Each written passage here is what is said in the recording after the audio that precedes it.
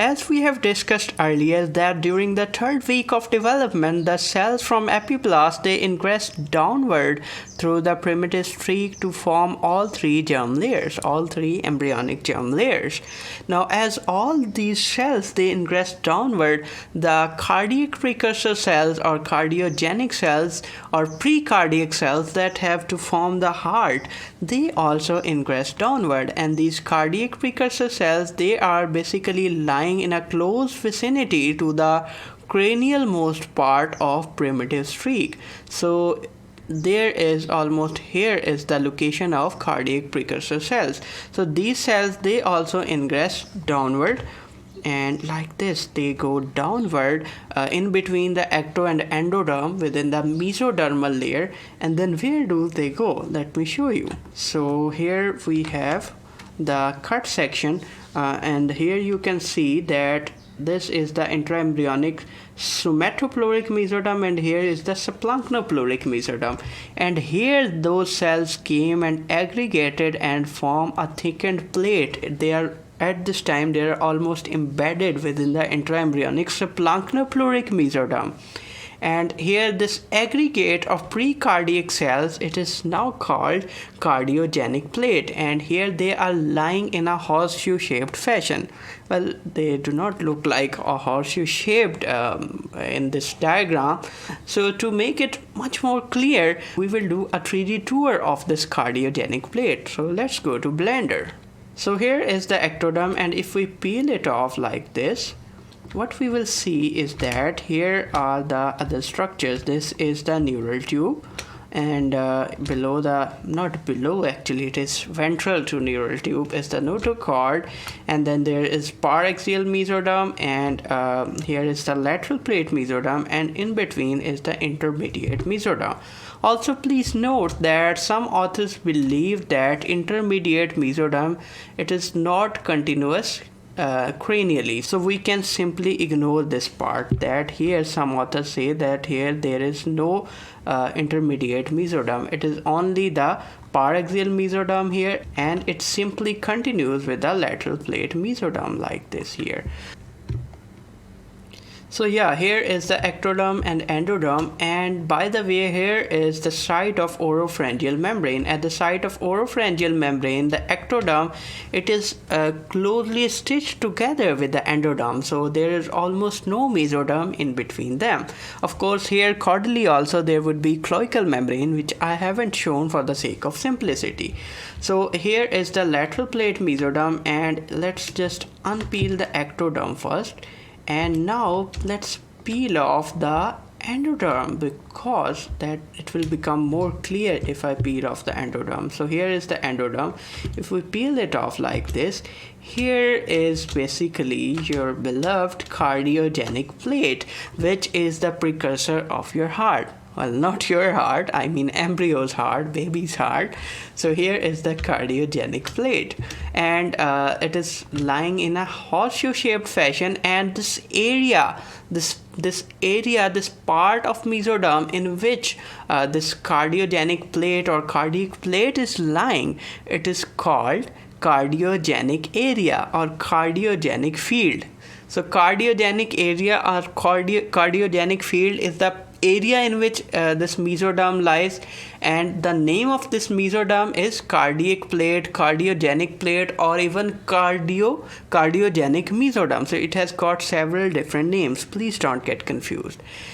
So here you can see that this cardiac plate, it is almost embedded within the intraembryonic subplanchnic mesoderm, but later it gets separated from it like this, that here it is, and it gets separated from it, and now it is a separate entity, and this is the cardiogenic mesoderm. And by the way, if you look carefully, it also looks like a new moon. So another name of this cardiogenic plate or cardiogenic mesoderm is cardiac crescent. So it has got again several different names. So next, what will happen with this cardiac crescent or cardiogenic plate is that it will aggregate cells of this plate. It will aggregate in a particular fashion to form angiogenic cell clusters or blood islands. So like this, blood islands will be formed, and then these blood islands, they will confluence and unite with each other to form the primitive cardiac tube or primitive heart tube. So this is that primitive endodermal tube that is formed, and this is called primitive cardiac tube. And this primitive cardiac tube, how it forms from these blood island? It forms by the process of vasculogenesis. Let me show you how. So here we have a blood island. Then some of these cells in the center of this blood island, they will die out through the programmed cell death, and small spaces will arise in the center which will confluence to form a cavity. Now the cells surrounding this cavity, they are basically the precursor of endothelial cells, which will flatten out to form the endothelial cells. And of course this is not a single blood island present here. There must be some other blood island as well. So it will fuse this blood island, it will fuse with its neighboring blood island to form a relatively large cord. And of course there are numerous other blood islands. They will also meet with each other to form a long cord, a long tube, and that is how the cardiogenic tube, the primitive heart tube, is formed. Now the cells surrounding this, the mesodermal cell or mesenchymal cell surrounding this endodermal tube, it will surround it, and they will form the cardiomyocytes in case of heart. Generally, the blood vessel, they also formed by the process of vasculogenesis. The major blood vessels, they formed by the process of vasculogenesis. And in that case, the mesenchymal cells, in case of formation of blood vessels, in that case, they form the smooth muscle of blood vessels. But in case of heart, they are going to form the cardiomyocytes or cardiac muscle cells. And later we will see that they will also form the epicardium. We will go into details later. So here we have the primitive endodermal heart tube or cardiac tube. Now what will happen that okay, let me tell you something, that here, this is the ectoderm, and above the ectoderm is a cavity here like this. It is a cavity called amniotic cavity, sorry. So it is the amniotic cavity, and not actually above, to be precise. I should say that dorsal to this ectoderm is the amniotic cavity, and ventral to this yolk sac, if we unpeel this yolk sac like this, not yolk sac, sorry, this is the endoderm. So ventral to this endoderm is another cavity called yolk sac. Here is the yolk sac, and surrounding this is one layer of what is this? There is a layer of extraembryonic mesoderm, which is continuous with another outer layer of extraembryonic mesoderm, and this structure is connected by this connecting stalk. Now here there is this celom or cavity. Here is the celom or cavity. It is called extraembryonic celom. Now there is another intraembryonic celom as well between the two layers of lateral plate mesoderm. The somatic and subplanchnic layers of mesoderm, in between them is the intraembryonic celom. So let me show you that. So let's go inside. Here this is the somatic layer. Here, okay, let me show you. Here is the somatic layer. This is the somatic layer of lateral plate mesoderm, and this is the subplanchnic layer of lateral plate mesoderm, and in between these two layers is this what is this? Intraembryonic celom. Let's dive into it. Let's go inside. So here is the intraembryonic celom. So yeah, here is the intraembryonic celom, right? And this intraembryonic celom, it is laterally continuous with the extraembryonic celom. You must have understood by now that it is laterally. Here is the amniotic cavity, yolk sac cavity, and here it is floating freely within the extraembryonic celom, except it is just connected with the connecting stalk. So this intraembryonic celom, it is continuous with the extraembryonic celom except at one place. What is that place? So here is the intraembryonic subplanchnic mesoderm.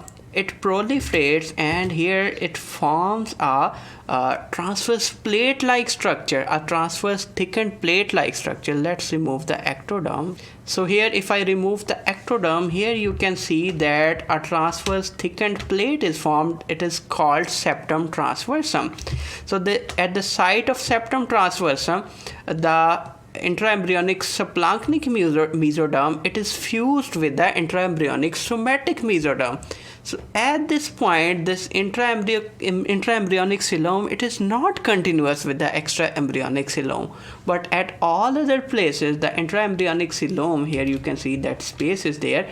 So at all other places, the intraembryonic celom is continuous with the extraembryonic celom. So that was another important point.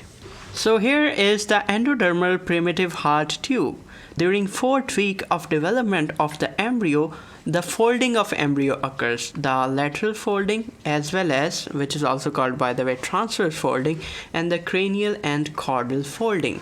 Now, as a result of transverse and cranial folding, drastic changes occur in the primitive endocardial heart tube.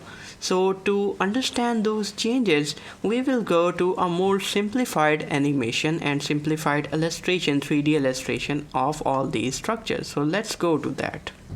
So I'm sorry if you hear any background noise. Actually, it's heavy raining outside, but I have to record the lecture. I'm so sorry. I apologize for the background noise. I will try to cancel out during post-production, but if it is there, I'm sorry for that. So here is the simplified version of all these structures. Here is the ectoderm with oropharyngeal and coracal membrane, and this translucent greenish one is depicted as mesoderm, and here is the endoderm. And this red one is that primitive heart tube, endocardial heart tube. Now let's first see what happens during the transverse folding. And during transverse folding, the embryo, it will fold like this. Its lateral margins, they will meet together to form a particular structure. So let's go to that details. So let's see the animation that what actually happens. So here is the transverse folding going on. You can see that this margin and this margin, these lateral margins, they will meet in the central midline like this. So I hope you can understand this. So it's like this. Now if you look carefully, that during this transverse folding, here are these caudal ends or caudal limbs. They call it caudal limbs of heart tube. This is the caudal limb. So here is one caudal limb. This one is one caudal limb, and on the other side here there is the other caudal limb of this heart tube. Now as a result of this transverse folding, as the lateral margins of the embryo fold, these caudal limbs, they also meet with each other in the center like this. So here they met in the center, except at the most caudal part where they continue as umbilical vein, that we will discuss later. But the point is that as a result of transverse folding, the two limbs of primitive endocardial heart tube, they meet together. That is the result of transverse folding. And what about cranial folding? By the way, caudal folding is also there, but it hasn't much to do with the heart tube formation, so we will just ignore it. So as a result of cranial folding, also the cranial part, it will meet with these two fused limbs of the primitive heart tube like this, and as a result a single heart tube will be formed. So you cannot see properly, so I will just hide the ectoderm from this. So now we have just mesoderm, the heart tube, and endoderm. Now let's see what is actually happening. So transverse folding is going on. Okay, let's zoom in. So here is the transverse folding that is going on, and these two limbs meet, and then this cranial folding. And as a result of cranial folding, all this heart tube, this primitive heart tube, it met together, it coalesced or fused together to form a single heart tube like this. So now we have a single cardiac tube, and it is lying between this endodermal fold and this mesoderm. Basically, actually let me show you here that we have here the yolk sac. So here is the yolk sac. Now a part of yolk sac here, it has been incorporated into this fold of endoderm. So this is the endoderm and this is the endoderm. So as it folded, a part of this yolk sac, it was embedded into it, and this will become the foregut. Then this part will become midgut, and the hind part, it will become the hindgut. Now this heart tube, it is lying just ventral. This is the foregut, and it is lying just ventral to this foregut, and specifically the pharyngeal part of foregut. This part of foregut, it will form the pharynx. So this heart tube, it is present in front of pharynx, in front of primitive pharynx, and it is lying dorsal to the pericardial cavity. So let me tell you that how it is dorsal to the pericardial cavity. But before that, let me show you an animation of just this heart tube. I will remove everything else. Okay, I will just remove the endoderm. So here is the endoderm. Let's remove the endoderm as well. So I will remove the endoderm and mesoderm as well. So now I really want to make your concept very much crystal clear, like a crystal clear glass. So I want to show you from different angles. So here is that horseshoe shaped primitive cardiac tube or heart tube. Now it is undergoing the transverse folding like this. Hey, sorry for interruption, but this is to inform you that complete CVS Embryology course will be available very soon on MedicoVisual.com. In that course, we will build the concept of development of cardiovascular system from the ground up. I will be using highly visual 3D models and animations to explain the development of every component of cardiovascular system in a great detail. Put the coupon code YouTube at checkout for a flat 15% discount. Please do check the link in description. Thank you so much. Back to the lecture now.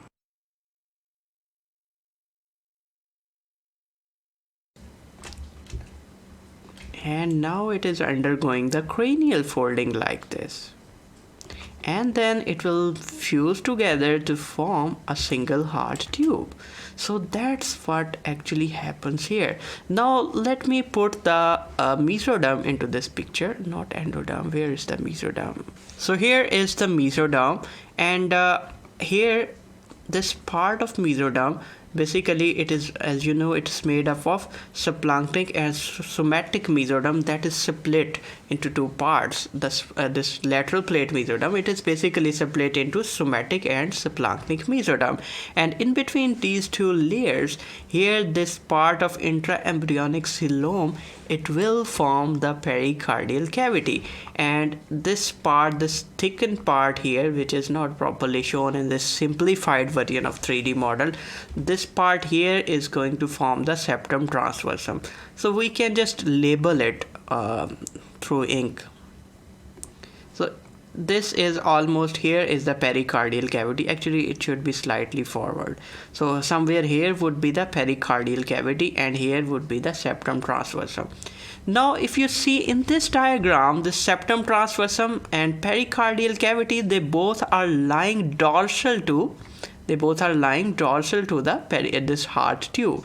But from where they will come to lie after the process of folding, after the conclusion of process of folding, where they will lie. To understand this, let's now review the animation. Revisit. Okay, let's rewatch the animation. So let's rewatch the animation. So initially it is dorsal to this heart tube.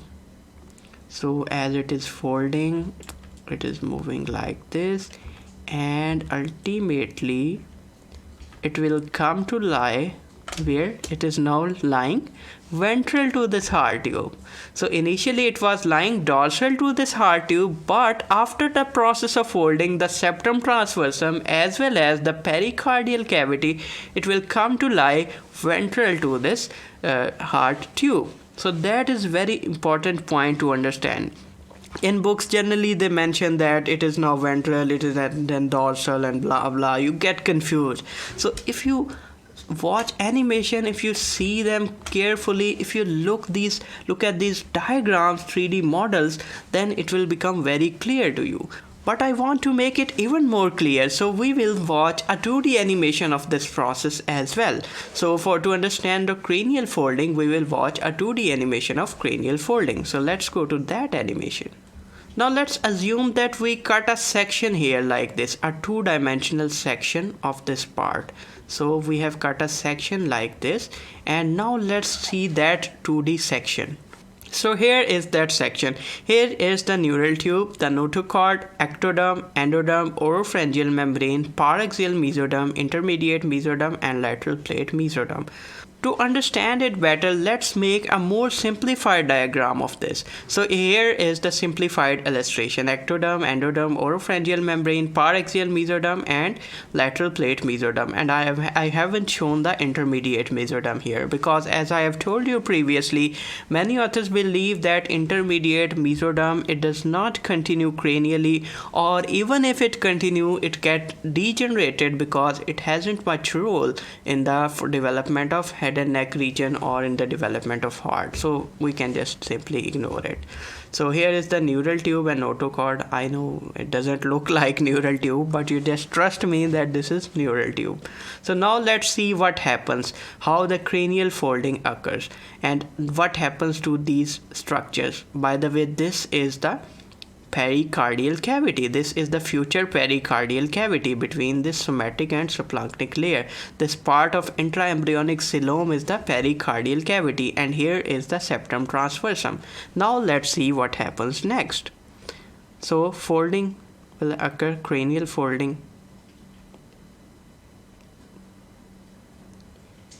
And you know why folding occurs, I mean cranial folding, why it occurs? Of course, there is some molecular transcription factors are also involved.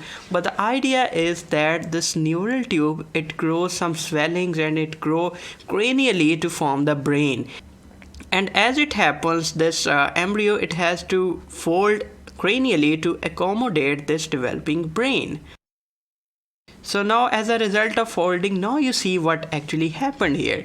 The oropharyngeal membrane, which was initially at this place, it came to lie here, and this is the paraxial mesoderm, and this is the pericardial cavity, and this is the heart tube, and this is the septum transversum. Now the heart tube, it is lying just dorsal, to the pericardial cavity, and here is the septum transversum, and it is lying ventral to this pharynx. This is the pharynx, this tube-like structure that is formed here. It is the foregut, and its cranial part is basically pharynx. So this heart tube, what we can say is that it is lying between the pharynx, the primitive pharynx, and the pericardial cavity. So this is the exact location of these structures. Now another important point to be discussed here, that what happens to this paraxial mesoderm. This paraxial mesoderm doesn't do much in the development of cardiovascular system, but it has some role in development of some structures of head and neck region, especially the mesoderm of head. So what they say in textbooks is that paraxial mesoderm, along with the precaudal plate, it forms the head mesenchyme. So it goes to head region and it forms the mesenchymal derivatives in the head region. What are those? For example, they may be meninges of the brain. They may be the orbital muscles, the muscles of the eye. Then it may form the structure related to your scalp. So many of the structure of head mesenchyme, they are derived from paraxial mesoderm as well as the precaudal plate. And I won't tell you what is precaudal plate. If you want to know what is precaudal plate, we have full lecture on that. Please watch that. And then what happens to this heart tube? Basically this heart tube, it will be pushed inside this pericardial cavity, and as it gets pushed, it is still connected with these two folds of pericardium, and they are called dorsal mesocardium. To understand this thing better, we will go to Blender for a 3D tour of this thing. So here we are, and this is the foregut, which is derived from the endoderm. This is the endodermal covering of foregut, which is going to form the pharynx here, and just ventral to this pharynx, primitive pharynx, is this heart tube, primitive endodermal heart tube. And let's put the mesoderm here, and here is the intraembryonic mesoderm. So this is the intraembryonic splanchnic mesoderm here. So here is the intraembryonic splanchnic mesoderm, which is plastering the endoderm, right? So it is also called, at this stage, it is also called pharyngeal mesoderm.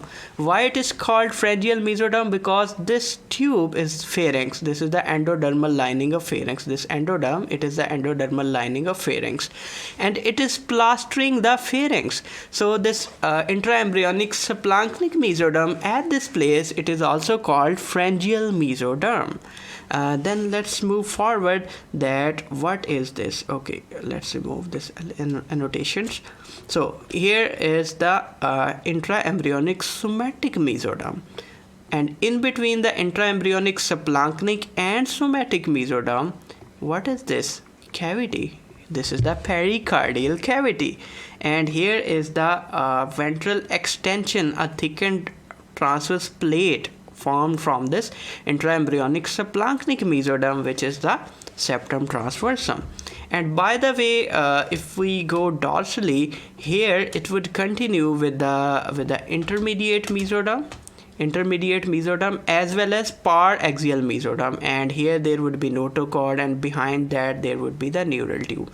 So I haven't shown all these structures for the sake of simplicity, and all these structures, they will be surrounded by ectoderm, my friends. So this is the situation right now, and this intraembryonic splanchnic mesoderm, it is covering the what is this primitive heart tube. Now let's see what happens, how the dorsal mesocardium forms. So let's watch the animation. Let's see what happens.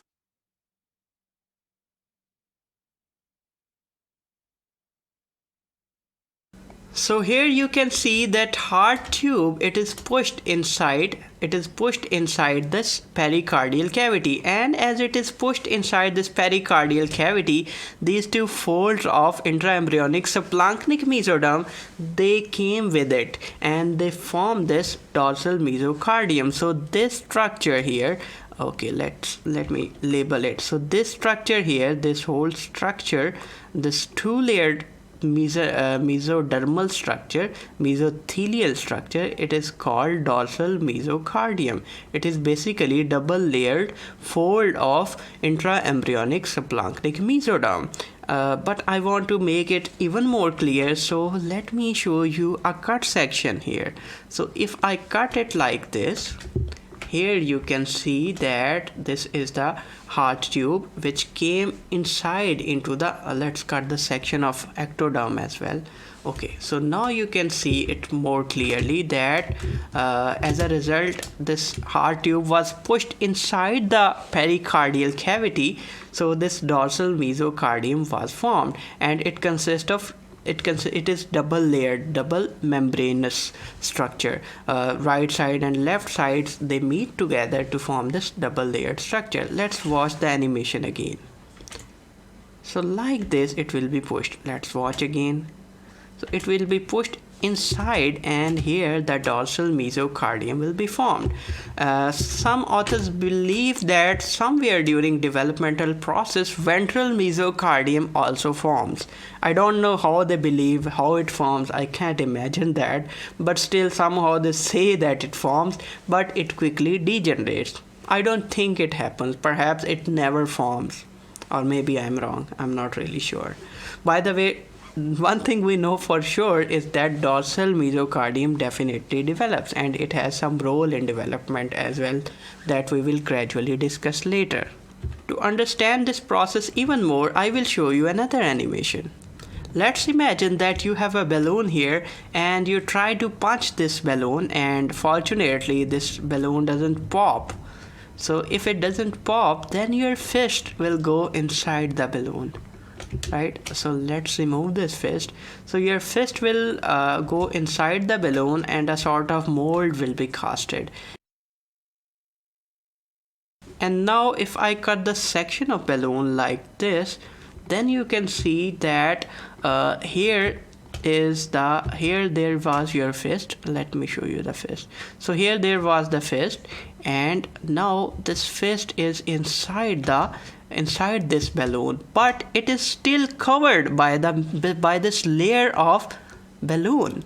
So that's exactly what happens. That let's watch that again.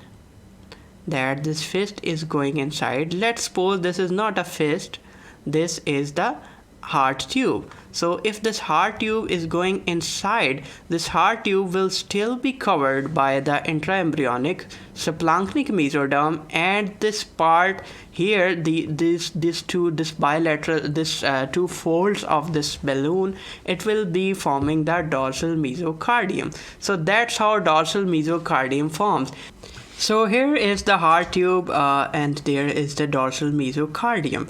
Now as you can see that this heart tube, it is relatively short. It's very short tube, and we need to somehow elongate this heart tube to form the heart. But how it happens? Actually, here you can see this is the endoderm and this is the subplanchnic, intraembryonic subplanchnic mesoderm that is plastering the endoderm, and that endoderm is forming the pharynx. So this part of intraembryonic subplanchnic mesoderm is the pharyngeal mesoderm as well. So let me show you something. If I uncut this, basically the part of this pharyngeal mesoderm here, this part of pharyngeal mesoderm, it actually secondarily separates some cells to this heart tube to elongate this heart tube. So let's uncut this. Let's cut this again as well. So yeah, here you can see that this is the secondary source of cardiac progenitor cells. So this mesoderm is the secondary source of cardiac progenitor cell, and this mesoderm is what mesoderm? It is intraembryonic subplanchnic mesoderm, and it is also the pharyngeal mesoderm. So that's why in textbook somewhere you must have read that the pharyngeal mesoderm, it secondarily contributes towards the formation of heart tube.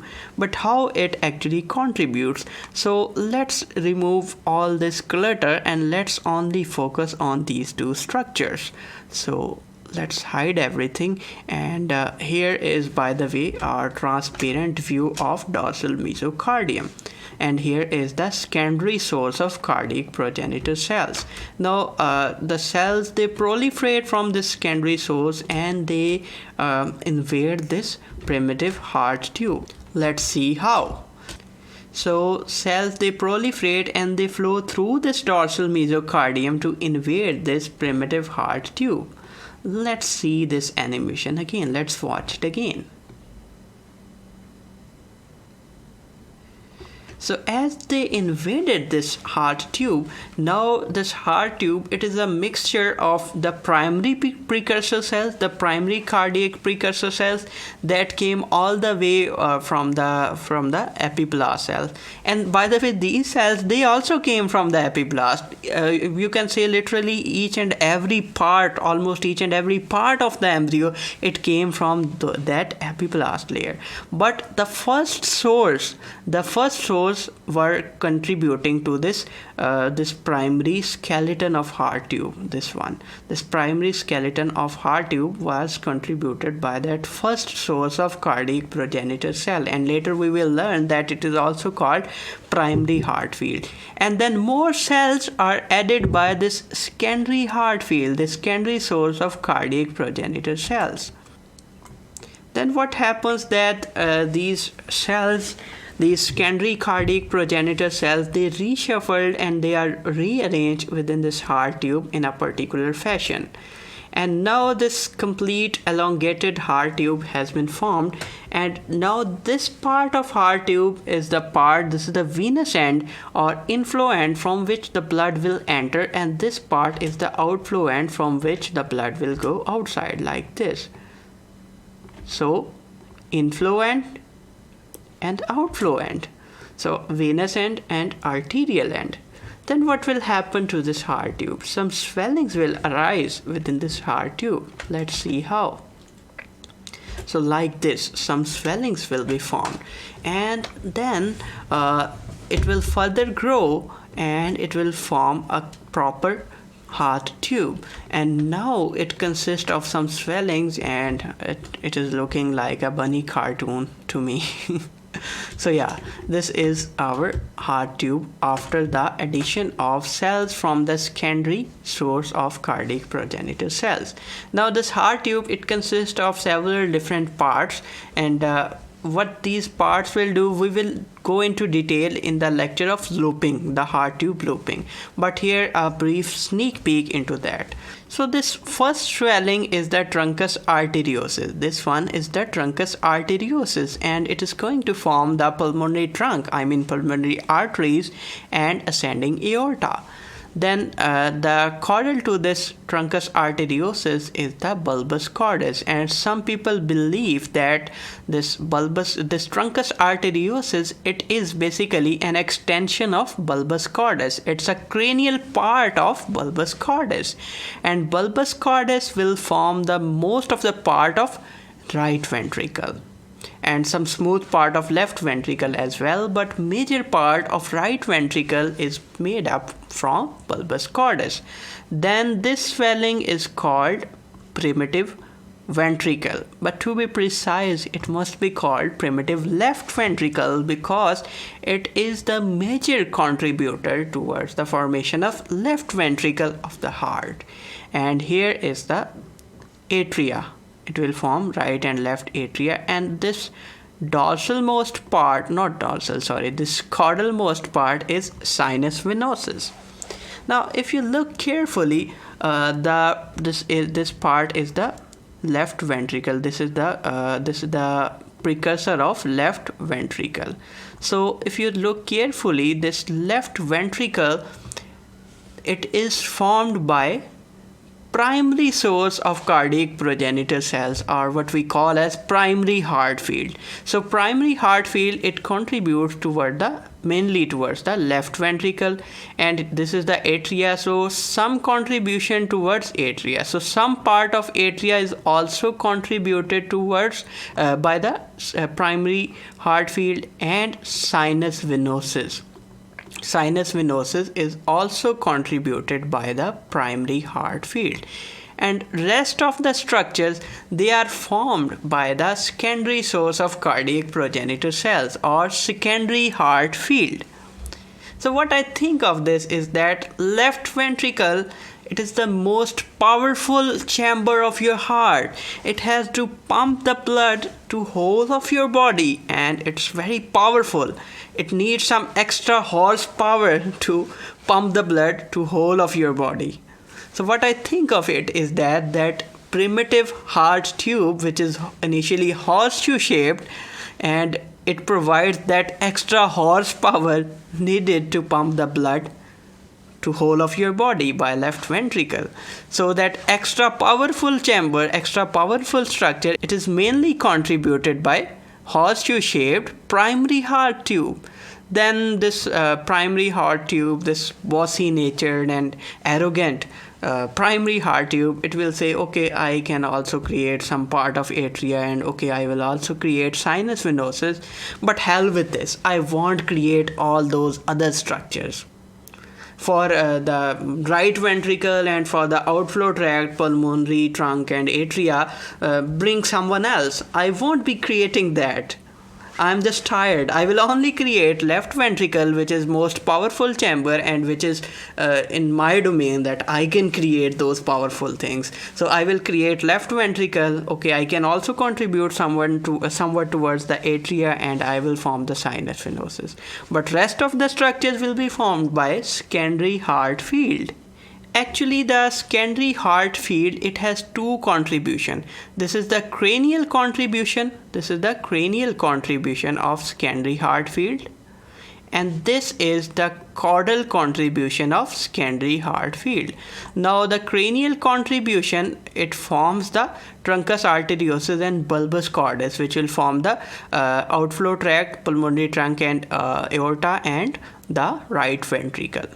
And this caudal contribution of the secondary heart tube, it will form the part of atria, right? And this cranial, it is also called anterior secondary heart field. It is also called anterior secondary heart field. And this caudal, it is also called posterior secondary heart field. And some people simply call it anterior heart field and posterior heart field. So my dear medical students get confused. But please don't get confused. The anterior and posterior heart fields are basically the parts of secondary heart field. I hope now you will never get confused with this. So let's review this part as well. So here is your beloved heart tube, and it is formed by heart forming areas or heart fields. And those heart fields, they are of two types, that is primary heart field, and this is the first contribution towards the heart tube, and that is why it is also called first heart field, which forms the main framework of heart, main skeleton of heart. Then there is contribution from the secondary or second heart field. And this second heart field, it is further divided into anterior heart field and posterior heart field. This is the anterior heart field, and this is the contribution from posterior secondary heart field, or simply posterior heart field. And as you know, it forms the primary heart field. It mainly forms the left ventricle and some part of atria and sinus venosus. And the anterior contribution of secondary heart field is in the form of truncus arteriosus, which will form the pulmonary trunk and aorta and right ventricle. And of course, some part, that is smooth part of left ventricle, is also contributed by anterior secondary heart field. Don't ask me what is smooth part of ventricle.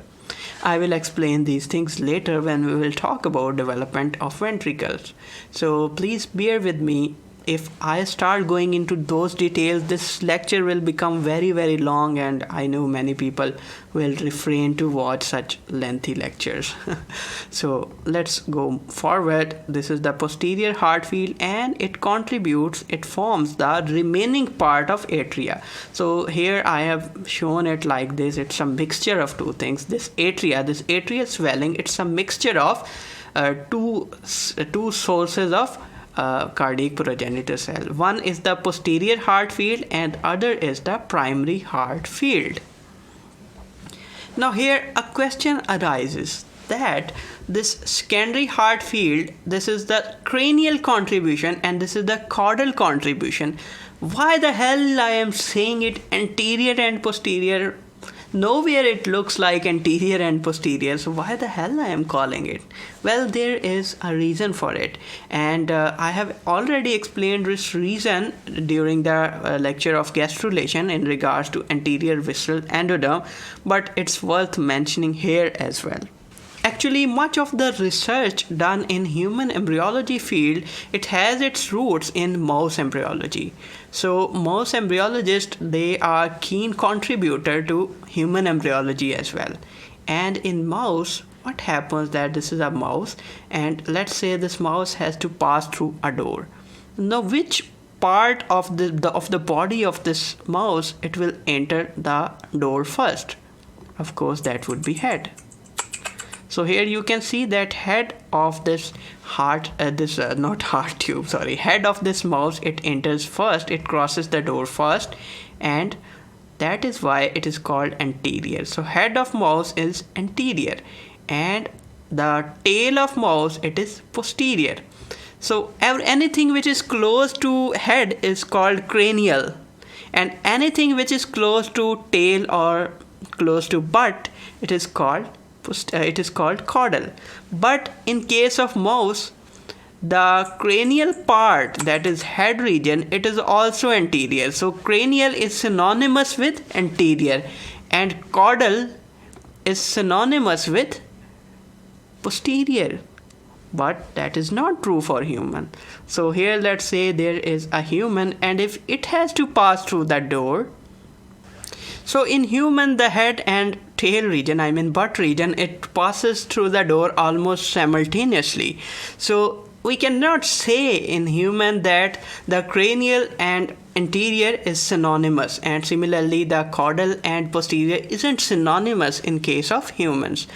But still somehow we still call this heart field as anterior and posterior, which is not precisely true. Why we do so? There is no logical reason for that. It is just convention. So you have to do that as well. We cannot write in exam that this is cranial heart field and this is caudal heart field. We have to follow the conventions of our dear embryologists. That's bad, by the way. I'm not a conventional person. So as we have discussed that there is a secondary contributor towards heart tube, and that is secondary heart field, and that is basically lying between the heart tube, this primitive heart tube, and the endoderm, and that is also the pharyngeal mesoderm. But the question remains that where did this secondary heart field come from? Basically this secondary heart field, it was lying near to the primary heart field. Let me show you that. So here is this red one is the primary heart tube. So this secondary heart tube, it was lying very near to this primary heart tube, but it was lying just caudal and slightly medial to this primary heart field. So this is primary heart field, this is secondary heart field. The secondary heart field is lying slightly caudal and medial to this primary heart field. But after folding this secondary heart field, it come to lie dorsal to this primary heart field, which is now heart tube. Let's see how. So let's begin the process of folding. So here the folding is going on, and as a result of folding you can see what's happening here.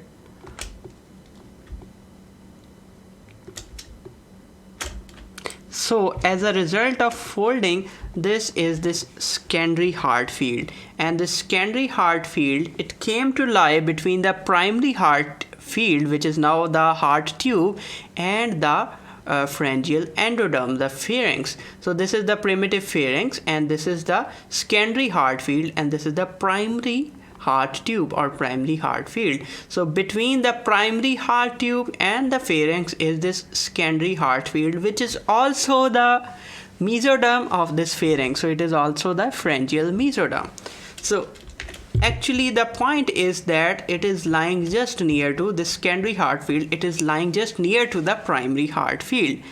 So some embryologists, they believe that it is absurd to demarcate these heart field into primary and secondary.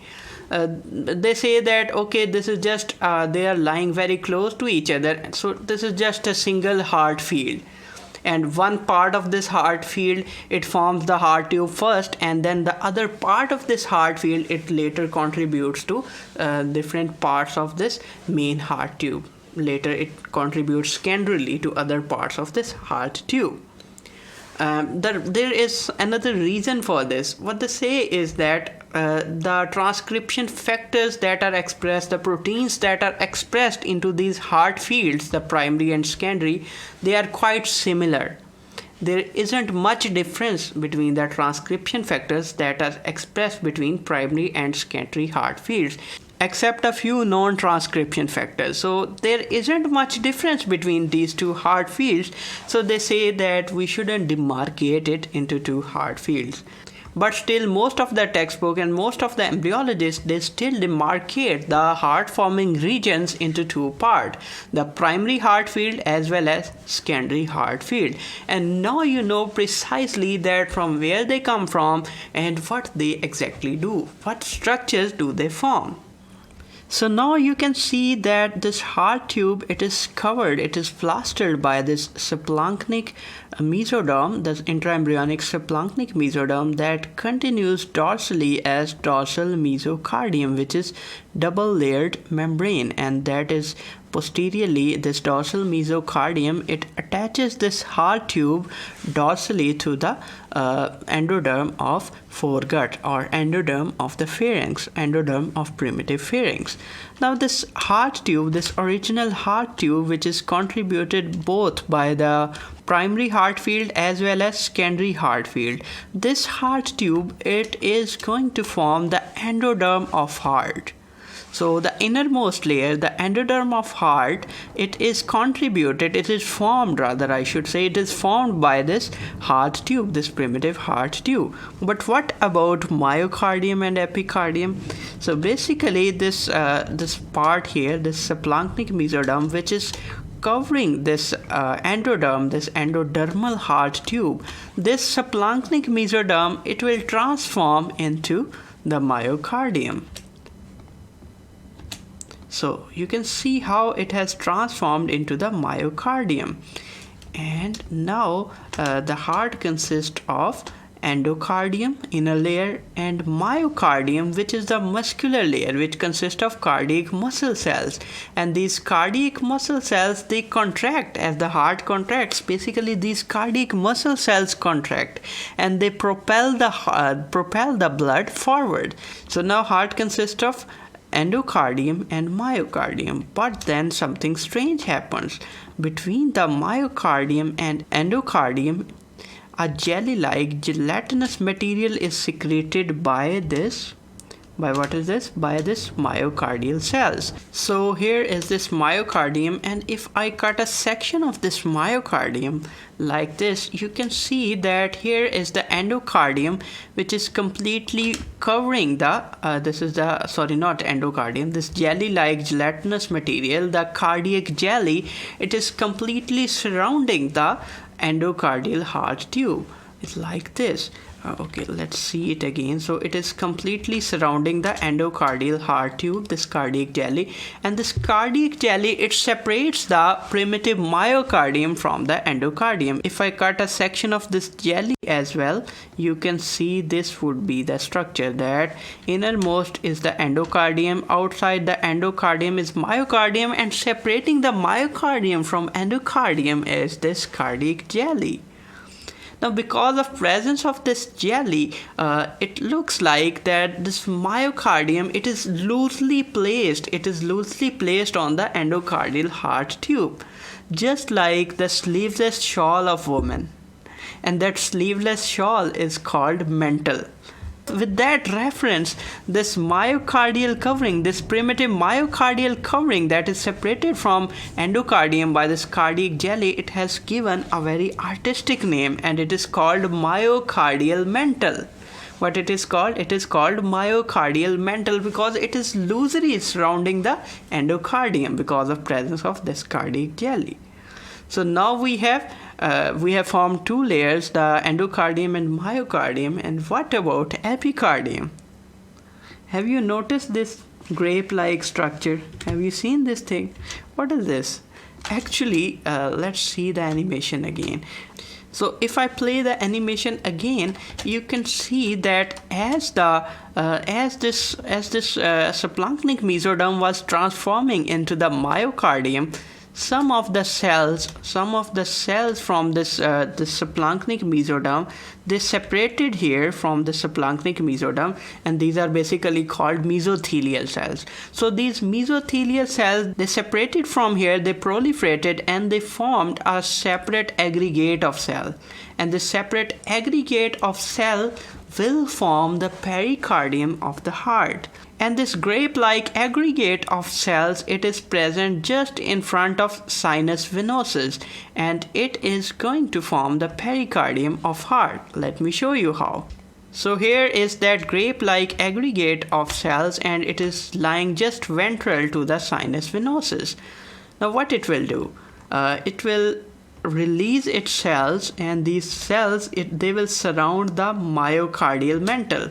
and now these cells, they will basically invade the myocardial mantle, and as this do so, now this myocardial mantle, now it is called myoepicardial mantle, because this myocardium associated with these invaded cells, it is going to form myocardium as well as the epicardium, like this.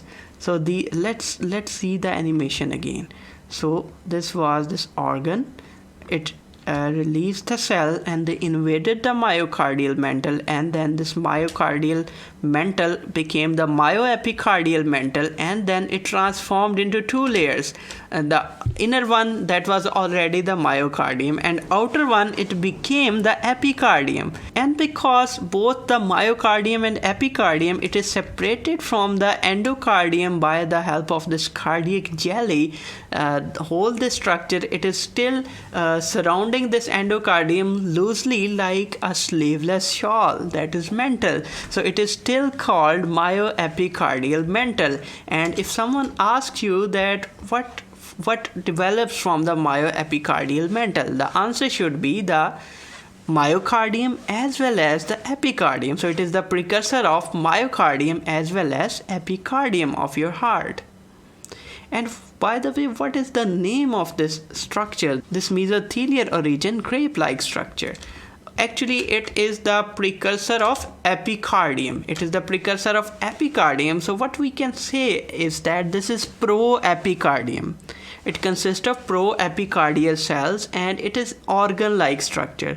So they call it proepicardial organ. So in a summary, if we say that the cells from proepicardial organ, they invade the myocardial mantle and they form the myoepicardial mantle, which will form the myocardium as well as epicardium. And that was about the histogenesis of heart tube. Thank you so much for watching this video.